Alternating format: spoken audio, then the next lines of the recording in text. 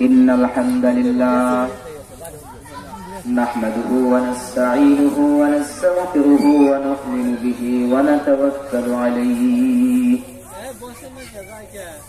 ونعوذ بالله من شرور أنفسنا ومن سيئات أعمالنا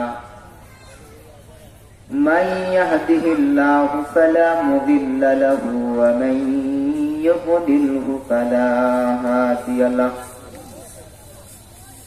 ونشهد أن لا إله إلا الله وحده لا شريك له ونشهد أن سيدنا ومولانا محمدا عبده ورسوله الذي أرسله الله تعالى بالحق إلى الخلق بشيرا ونذيرا وداعيا إلى الله بإذنه وسراجا وقمرا منيرا أما بعد فقد قال الله تبارك وتعالى في كلامه المجيد أعوذ بالله من الشيطان الرجيم بسم الله الرحمن الرحيم يوم يفر المرء من أخيه وأمه وأبيه وصاحبته وبنيه وقال سيد الأنام صلى الله عليه وسلم القبر روضة من رياض الجنة أو حفرة من حفر النار أو كما قال النبي عليه الصلاة والسلام وقال تبارك وتعالى في شان حبيبه ومحبوبه إن الله وملائكته يصلون على النبي يا أيها الذين آمنوا صلوا عليه وسلموا تسليما اللهم صل على محمد وعلى آل محمد كما صليت على إبراهيم وعلى آل إبراهيم إنك حميد مجيد اللهم بارك على محمد وعلى آل محمد كما باركت على إبراهيم وعلى آل إبراهيم إنك حميد مجيد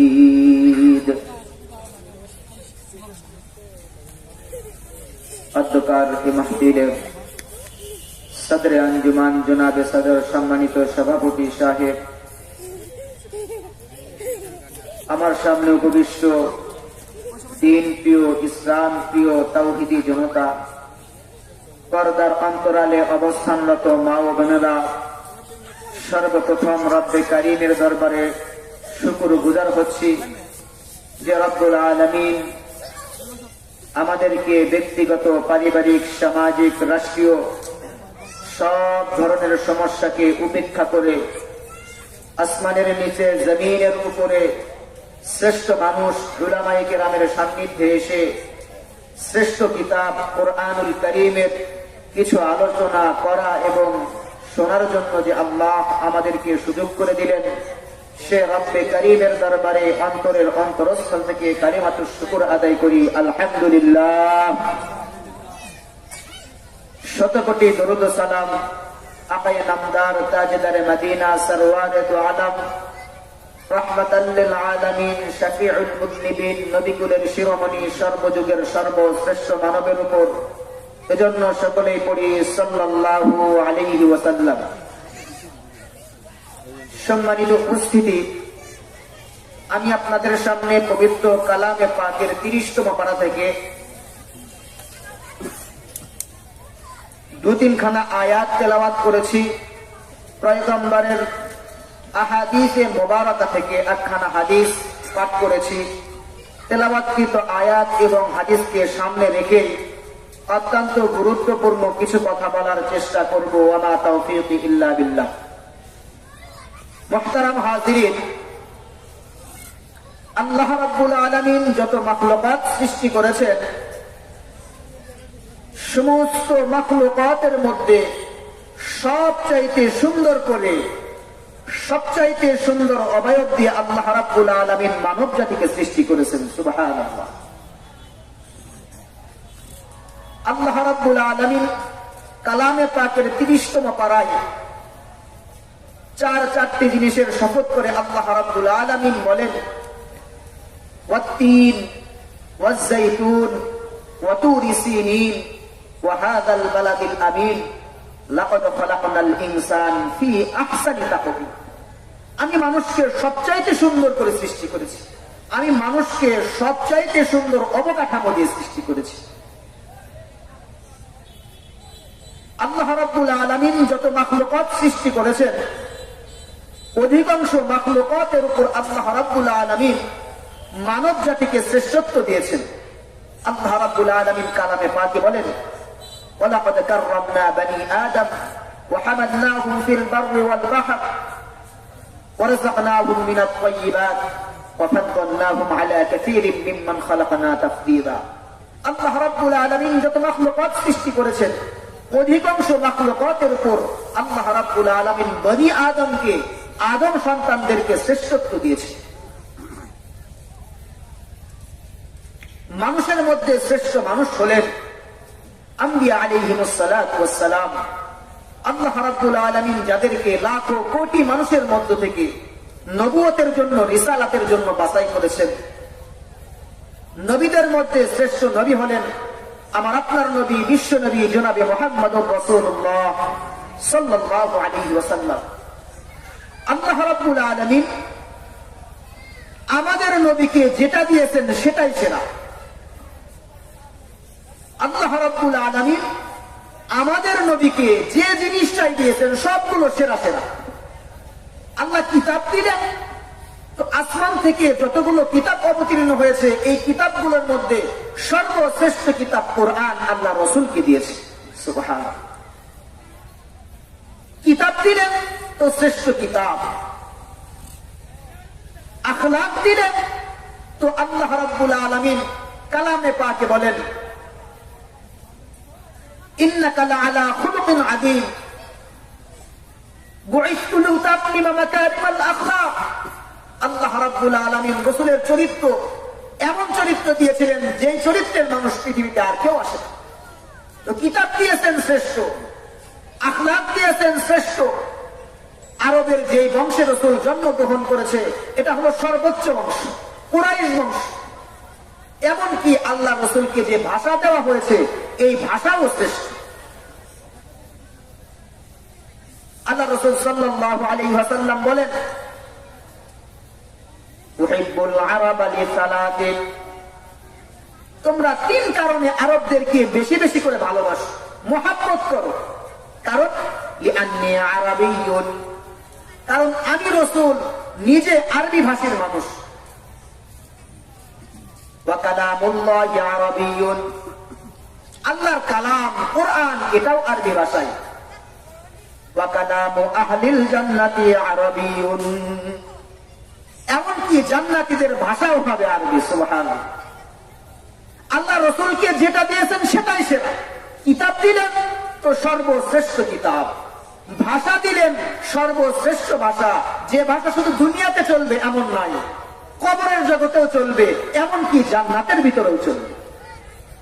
আপনারা হাদিস শুনেছেন, যখন মাইয়াতকে কবরে রাখা হয় তিনটা প্রশ্ন করে, মার রাব্বুক ওয়া মা দীনুক ওয়া মা হাদার রাজুলুল্লাযী বুইসা ফীকুম। আরবিতে প্রশ্ন করা হবে। তাহলে আরবি এমন একটা ভাষা যেটা শুধু দুনিয়াতে চলে এমন নয়, পৃথিবীতে চলে এমন নয়, কবর জগতেও চলবে, এমনকি জান্নাতের ভিতরেও চলবে। সুবহানাল্লাহ। তো আল্লাহ রাব্বুল আলামিন হাবিবকে যেটা দিয়েছেন সেটাই সেরা। কিতাব দিলেন সর্বশ্রেষ্ঠ কিতাব, আখলাক দিলেন সর্বশ্রেষ্ঠ আখলাক, বংশ দিলেন সর্বশ্রেষ্ঠ বংশ, ভাষা দিলেন তো সর্বশ্রেষ্ঠ ভাষা। আল্লাহ রাব্বুল আলামিন এই হাবিবের উপর যে কিতাব অবতীর্ণ করেছে, এই কিতাবের নাম হলো আল কুরআন। পৃথিবীর অদ্বিতীয় কিতাব, যার নজির, যার দৃষ্টান্ত পৃথিবীতে আর হতে পারে না। আল্লাহ রাব্বুল আলামিন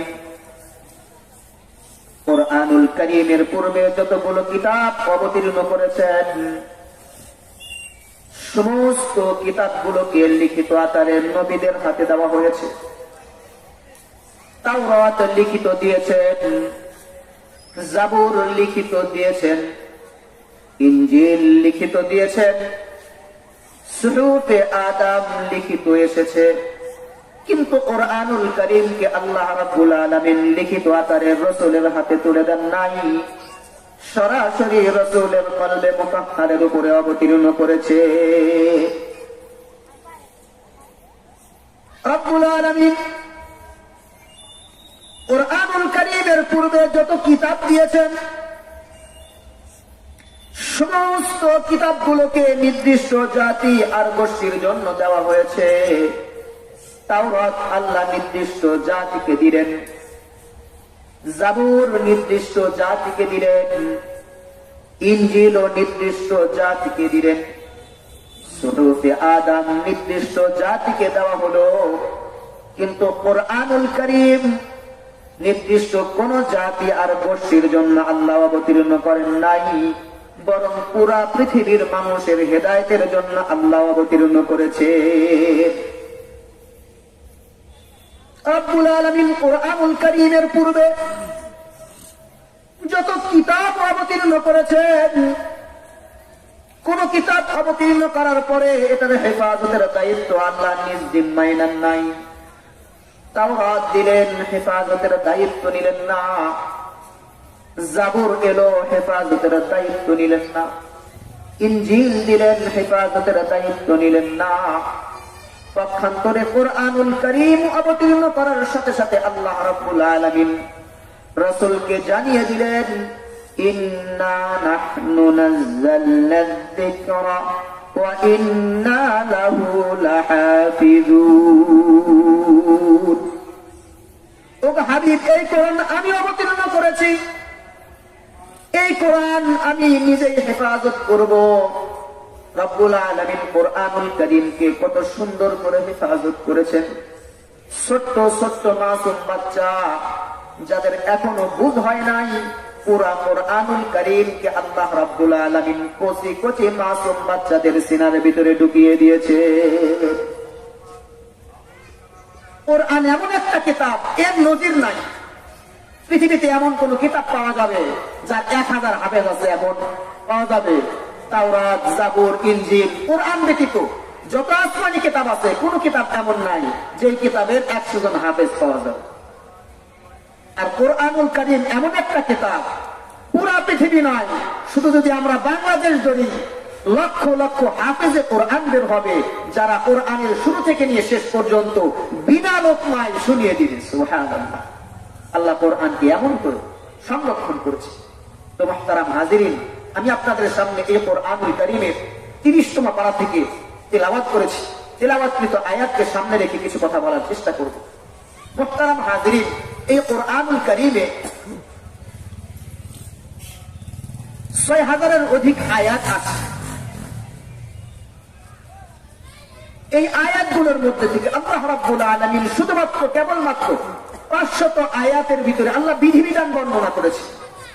কোন কাজ জায়েজ, কোন কাজ নাজায়েজ, কোন কাজ হালাল, কোন কাজ হারাম, কোন কাজ বান্দার জীবনে করণীয়, কোন কাজ বর্জনীয় ইত্যাদি বিষয় আল্লাহ রাব্বুল আলামিন বর্ণনা করেছেন শুধুমাত্র কেবলমাত্র 500 আয়াত।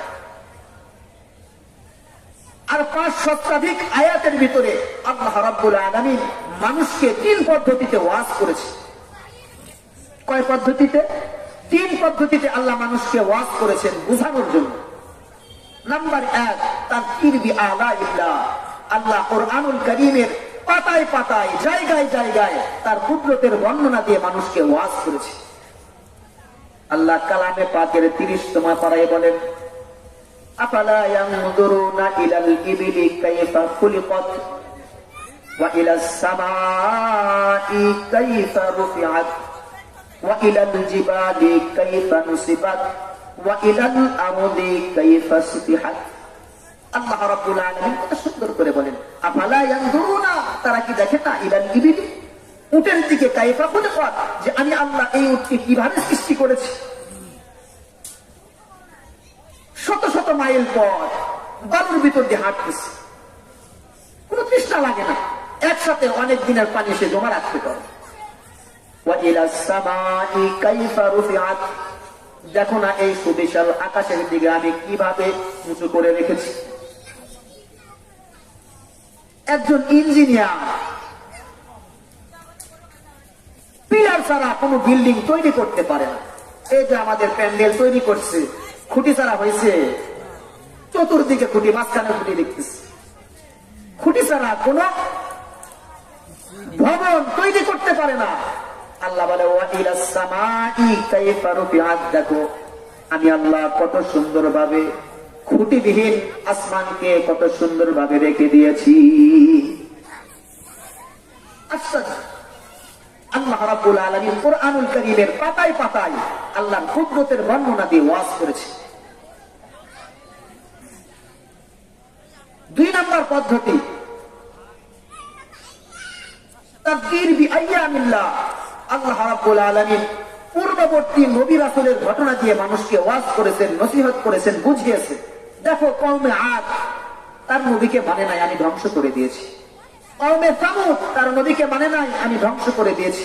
এরকম আল্লাহ রাব্বুল আলামিন বিভিন্ন নবীর ঘটনা কোরআনে উদ্ধৃত করেছে, আমাদেরকে বুঝিয়েছেন বিভিন্ন ভাবে। এটা হলো 2 নাম্বার পদ্ধতি কোরআনের। 3 নাম্বার পদ্ধতি, তাযকির বিমা বা'দাল মাউত। মৃত্যুর পরবর্তী অবস্থা নিয়ে আল্লাহ রাব্বুল আলামিন কোরআনুল কারীমে অসাধারণ আলোচনা করেছেন। আল্লাহ রাব্বুল আলামিন 500 আয়াতের ভিতরে শুধু বিধিবিধান বর্ণনা করেছেন, আর 5 শতাধিক আয়াতের ভিতরে আল্লাহ মানুষকে ওয়াজ করেছে, নসিহত করেছেন, উপদেশ দিয়েছে। 3 পদ্ধতিতে, আল্লাহর কুদরতের বর্ণনা দিয়ে, পূর্ববর্তী নবী রাসূলের ঘটনা দিয়ে, মৃত্যুর পরবর্তী জীবন দিয়ে আল্লাহ রাব্বুল আলামিন কোরআনুল কারীমে ওয়াজ করেছেন, নসিহত করেছেন মানুষকে বোঝানোর জন্য। আজকে আমি এই বিষয়টি এই জন্য নিয়েছি, আমি এখানে আসার আগে বলতেছে একটু কবর সম্পর্কে, জান্নাত জাহান্নাম সম্পর্কে আলোচনা করেন, আলতো ফালতো ওয়াজ করে কি হবে, এজন্য আমি এই বিষয়টা বেছে নিয়েছি। তো মুহতারাম হাজিরিন, আমি 3 নাম্বার বিষয়ের উপর অতীব সংক্ষেপে কিছু আলোচনা করার চেষ্টা করব। মুহতারাম হাজিরিন, আমরা যারা এখানে আছি, ছোট হোক বড় হোক, শিক্ষিত হই অশিক্ষিত হই, কৃষক হই শ্রমিক হই, আমরা কিন্তু সবাই একটা কথাই বিশ্বাস করি, এই পৃথিবীতে আমরা কেউ চিরদিন থাকার জন্য আসি নাই। নাকি কেউ চিরদিন থাকবো? এই জায়গা জমিতে আমাদের বাপদাদারা ছিল, আজ তারা নাই। তারও আগে আমার বাবার বাবা ছিল, তারও আগে বাবার বাবা ছিল, পালাক্রমে চলে আসতেছে। এই জমিন ঠিকই আছে, এই মহল্লা ঠিকই আছে, এই মসজিদ ঠিকই আছে, কিন্তু তারা নাই। এগুলো থেকে কি প্রমাণ হয়? আমরা একদিন থাকবো না। পৃথিবীতে যত মতাদর্শের মানুষ থাক না কেন, এমনকি যারা নাস্তিক, আল্লাহকে মানে না, আল্লাহ বলতে কিছু নেই, যাদের থিওরি, যাদের বিশ্বাস, এই মানুষগুলো স্রষ্টার সৃষ্টি মৃত্যুকে অস্বীকার করে না। আপনারা কখনো শুনেছেন পৃথিবীর কোন মানুষ মৃত্যুকে অস্বীকার করেছে? হ্যাঁ, কোরআন মানে না, এরকম অনেক মানুষ আছে। হাদিস মানে না, অনেক মানুষ আছে। আল্লাহকে মানে না, অনেক মানুষ আছে। কিন্তু স্রষ্টার সৃষ্টি মৃত্যুকে অস্বীকার করার মতো, উপেক্ষা করার মতো কোন মানুষ পৃথিবীতে জন্মে না। মৃত্যু আমাদের অবশ্যই বরণ করতেই হবে, ইচ্ছাই হোক অনিচ্ছাই। আল্লাহ রাব্বুল আলামিন কালামে পাকি বলেন, আইনামা তাকুনু ইউদরিকুমুল মাউত ওয়ালাউ কুনতুম ফি বুরুজিম মুশাইয়াদা। তুমি যেখানেই থাকো না কেন, যত সুন্দর দুর্গের ভিতরেই থাকো না কেন, যত মজবুত দুর্গের ভিতরেই থাকো না কেন, যখন তোমার মৃত্যুর সময় ঘনিয়ে আসবে অবশ্যই মালাকুল মাউত তোমার কাছে গিয়ে উপস্থিত হবে। মুহতারাম হাজিরিন, মৃত্যুর পরে আমাদের সামনে কয়েকটি ধাপ আসবে। একজন মানুষ মারা যাওয়ার পরে আমাদের সামনে কয়েকটি ধাপ আসবে। সর্বপ্রথম ধাপই হলো আমার কবর। একজন মানুষ মারা যাওয়ার পরে সর্বপ্রথম ধাপ হলো কবর জগৎ। আমরা কবর বলতে কি বুঝি? কবর বলতে বোঝায় মৃত্যুর পরবর্তী জীবন, পুনরুজ্জীবিত হওয়ার আগ পর্যন্ত এই লম্বা সময়কে বলা হয় কবর জগৎ। মৃত্যুর পর থেকে নিয়ে পুনরুজ্জীবিত হওয়ার আগ পর্যন্ত এটাকে বলা হয় কবর জগৎ। কবর দিলেই যে কবর জগৎ হলো এটা না। অনেক সময় মানুষকে বাঘে খেয়ে ফেলে, তাহলে তার কবর কোথায়? অনেক সময় মানুষ পুড়ে ছাই হয়ে যায়, তার কবর কোথায়? তার কি সওয়াল জবাব হবে না? কবর জগৎ বলতে মৃত্যুর পরবর্তী যে ধাপটা আছে, আবার পুনরুজ্জীবিত হওয়ার আগ পর্যন্ত এই লম্বা সময়টাইকে বলা হয় কবর জগৎ। মুহতারাম হাজিরিন, আমাদের প্রত্যেকের সামনে অপেক্ষমান মৃত্যুর পরে সর্বপ্রথম জায়গা হলো কবর। মুহতারাম হাজিরিন, প্রতিটি মানুষের মৃত্যুর পরে সর্বপ্রথম যেই ঘাটির সামনে আসবে সেটা হলো কবর জগৎ। কবর কেমন ভয়ঙ্কর জায়গা! সাহাবায়ে কেরাম রিদওয়ানুল্লাহি তাআলা আলাইহিম আজমাইন, যাদের ব্যাপারে আল্লাহর রাসূল সাল্লাল্লাহু আলাইহি ওয়াসাল্লাম জান্নাতের ঘোষণা দুনিয়া থেকেই দিয়েছেন, এমন সাহাবীরা পর্যন্ত কবর দেখে হাউমাউ করে থাকতেন। হযরত ওসমান গনি রাদিয়াল্লাহু আনহুর ব্যাপারে বর্ণিত আছে, হযরত ওসমান রাদিয়াল্লাহু আনহু কবর দেখলেই ফেল তালায় কাঁদতেন, হাউমাউ করে কান্না করতেন। অন্য সাথীরা জিজ্ঞাসা করতেন, আপনি জান্নাতের আলোচনা শুনলে এত বেশি ক্রন্দন করেন না, জাহান্নামের আলোচনা করলে এত বেশি কান্নাকাটি করেন না, কবর আপনার সামনে আসলে আপনি ওয়াজর নাইনে কাঁদতে থাকেন। হযরত ওসমান গনি রাদিয়াল্লাহু আনহু বলেন, যখন আমি আলামে আরওয়াতে ছিলাম, রূহের জগতে ছিলাম, আমার সাথে অনেক রূহ ছিল। যখন আমি মাতৃগর্ভ থেকে দুনিয়াতে আসলাম, ভালো মন্দ অনেক মানুষ আমার সাথে ছিল। যখন ময়দানে মাহশরে উপস্থিত হব, লক্ষ লক্ষ কোটি কোটি মানুষ আমার সাথে থাকবে। হিসাব নিকাশের পরে রব্বুল আলামিন জান্নাত দেখ আর জাহান্নাম দেখ, সেখানেও লক্ষ লক্ষ মানুষ থাকবে। কিন্তু কবর এমন একটা জগৎ যেখানে কোনো সাথী থাকবে না, যেখানে কোনো বাতি থাকবে না। আমি রাসূলে আরবি সাল্লাল্লাহু আলাইহি ওয়াসাল্লামের জবানে শুনেছি, আল কবরু রাউযাতুম মিন রিয়াদিল জান্নাহ আও হুফরাতুম মিন হুফারিন নার। কবর কারো জন্য জান্নাত হবে আর কারো জন্য জাহান্নাম হবে। আমার জানা নাই আমার জন্য কবর জান্নাত হবে না জাহান্নাম হবে, এই জন্য আমি কবর দেখে অঝর নয়নে কাঁদতে থাকি। ওসমানের মতো মানুষ, যাদেরকে আল্লাহ রাসূল বলেছেন দুনিয়া থেকে জান্নাতি, আবু বকর ফিল জান্নাহ, উমর ফিল জান্নাহ, উসমান ফিল জান্নাহ, যাদেরকে আল্লাহ রাসূল দুনিয়া থেকে জান্নাতের সার্টিফিকেট দিয়েছে। মুহতারাম হাজিরিন, যখন কবরের ভিতরে কোন বান্দাকে রাখা হয়, হাদিসে পাকের ভিতরে এসেছে, ইয়াতিহি মালাকাত, দুইজন ফেরেশতা আসে, ফাইজলিসানে, তাকে উঠে বসায়, ফায়াকুলানে লাহু মার রাব্বুক ওয়া মা দীনুক ওয়া মা হাযার রাজুলুল্লাযী বুইসা ফীকুম।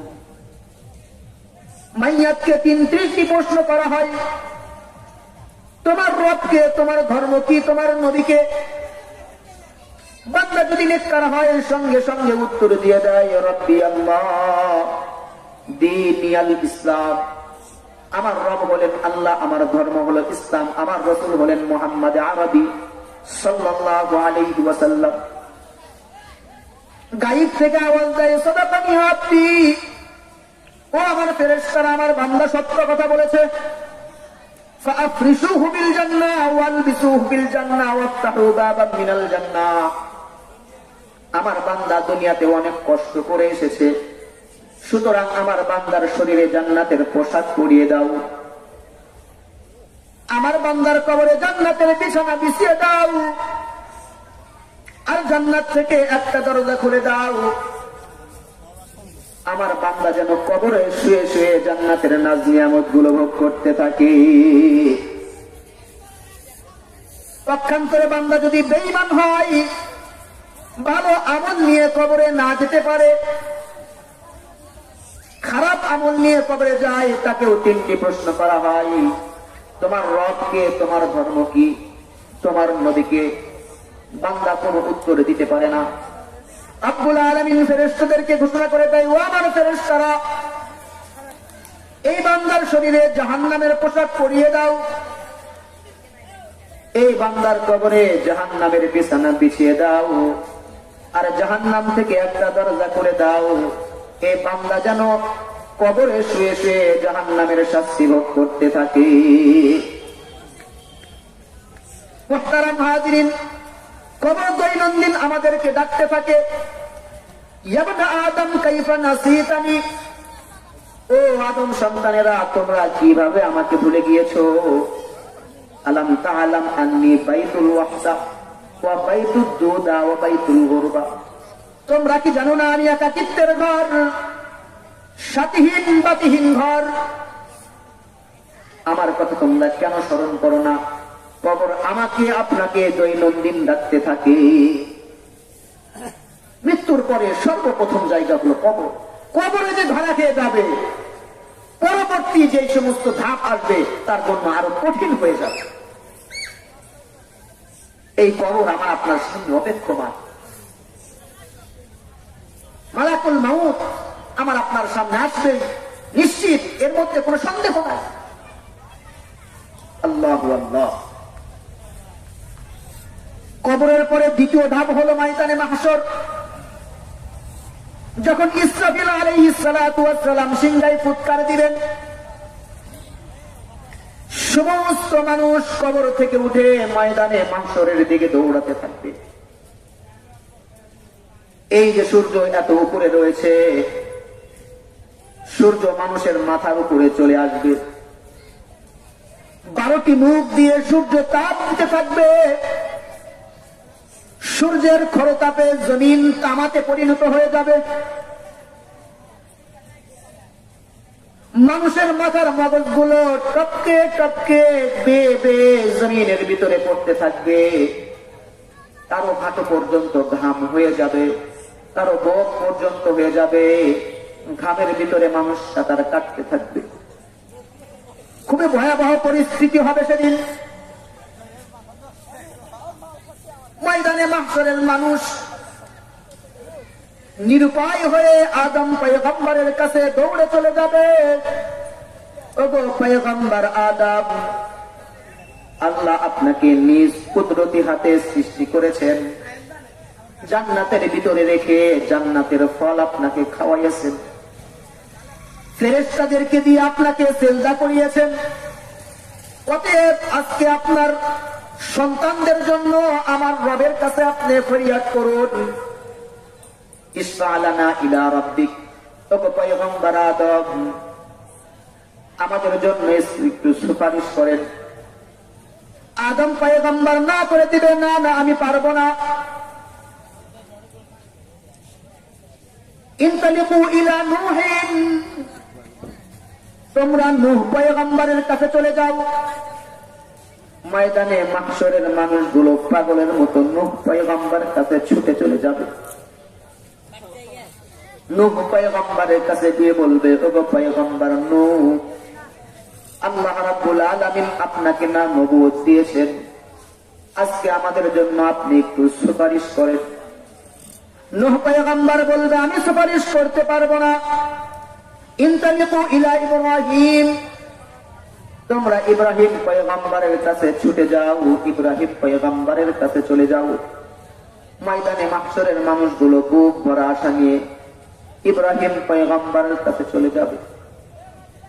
ইব্রাহিম পয়গম্বরও নাকচ করে দিবেন, না না আমি পারবো না, তোমরা মুসা পয়গম্বরের কাছে চলে যাও। ময়দানে মাহশরের মানুষগুলো বুক ভরা আশা নিয়ে মুসা পয়গম্বরের কাছে যাবে।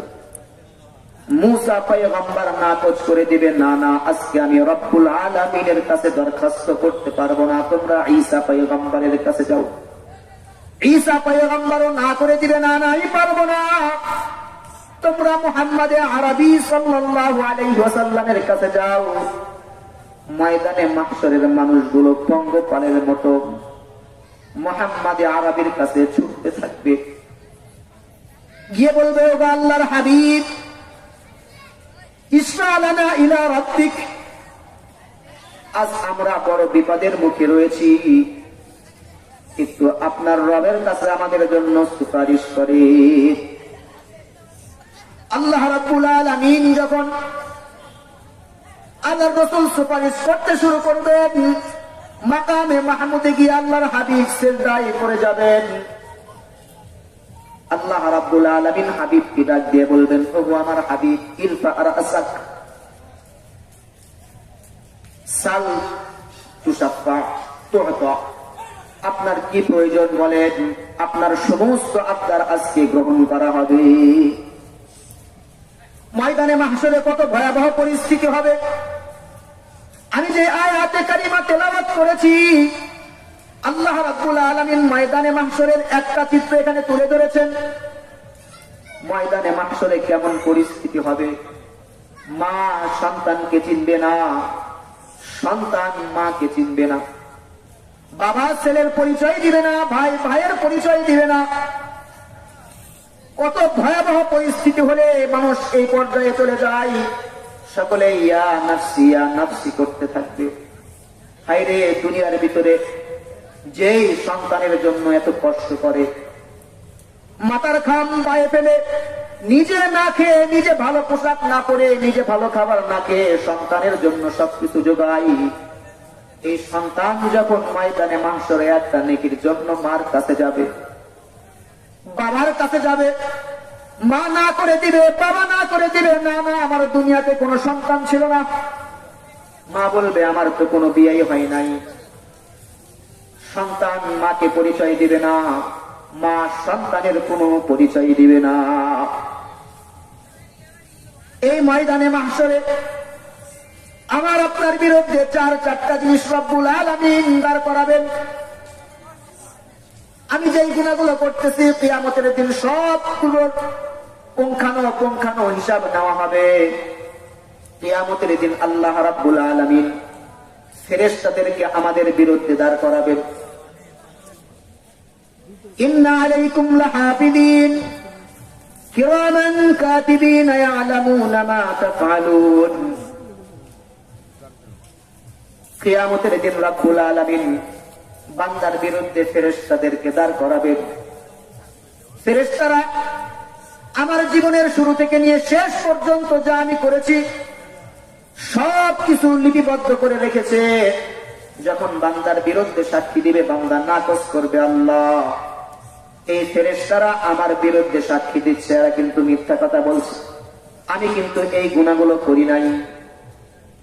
আল্লাহ রাব্বুল আলামিন এবারে তৃতীয় সাক্ষী বান্দার বিরুদ্ধে দাঁড় করিয়ে দিবেন আমলনামা। আমি আপনি যা কিছু করি সব কিছু কিন্তু আমার আমলনামায় লেখা আছে। আল্লাহ কিয়ামতের দিন আমলনামা বান্দার হাতে তুলে দিবেন। ধরো তোমার কিতাব তুমি নাও, ইকরা কিতাবাক কাফা বিনাফসিকা আল-ইয়াওমা আলাইকা হাসিবা। তোমার কিতাব তুমি পড়ো, তোমার হিসাবের জন্য তুমি যথেষ্ট, অন্য কারো হিসাব লাগবে না।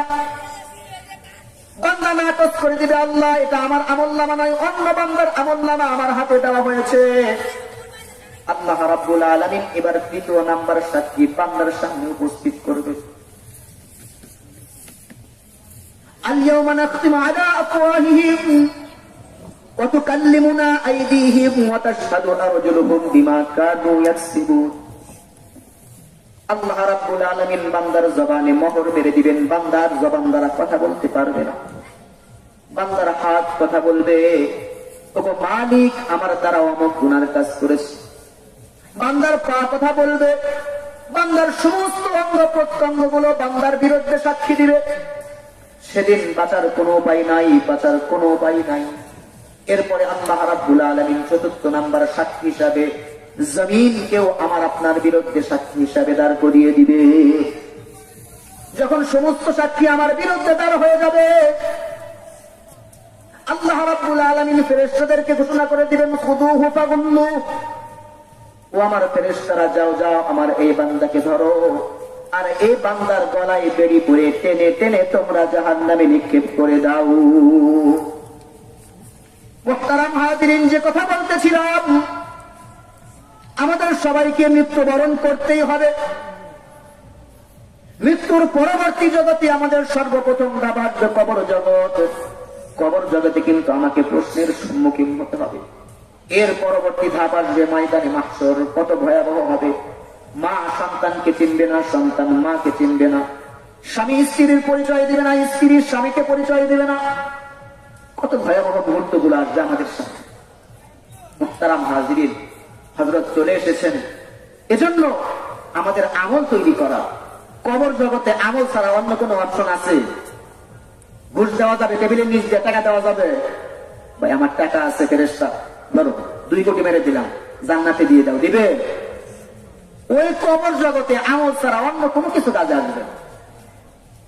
আপনার নেক আমল আর বদ আমল যাই করেন সেটা থাকবে। আল্লাহ রাসূল হাদিসে বলেন, যখন কোন মানুষকে কবরস্থ করা হয়, ইয়াতিহি, তখন তার সাথে 3টি জিনিস যায়। ইয়াতবাউল মাইয়িতা সালাসাতুন, ফায়ারজিউ ইসলামি ওয়া ইয়াবকা মাআহু ওয়াহিদুন। যখন মানুষের কবরে নিয়ে যাওয়া হয়, তার সম্পদ যায়, তার আত্মীয় স্বজন যায়, তার আমল যায়, কিন্তু সম্পদ থাকে না, আত্মীয় স্বজন থাকে না। কবরস্থ করে চলে আসে, তার সাথে থাকে তার নেক আমল আর বদ আমল। এই জন্য আমাদের আমলকে সুন্দর করা। যেহেতু আমাদের কবরের যাত্রী আমরা, আমাদের কবরে যেতে হবে, এজন্য আমাদের সুন্দর আমল নিয়ে যাওয়া। যদি আমাদের আমল সুন্দর হয়, যদি আমাদের আখলাক ভালো হয়, আল্লাহ রাব্বুল আলামিন কিয়ামতের দিন আমাদেরকে মাফ করে এই দুনিয়ার 10 দুনিয়া পরিমাণ জান্নাত আমাদের জন্য আল্লাহ বরাদ্দ করে রেখেছে।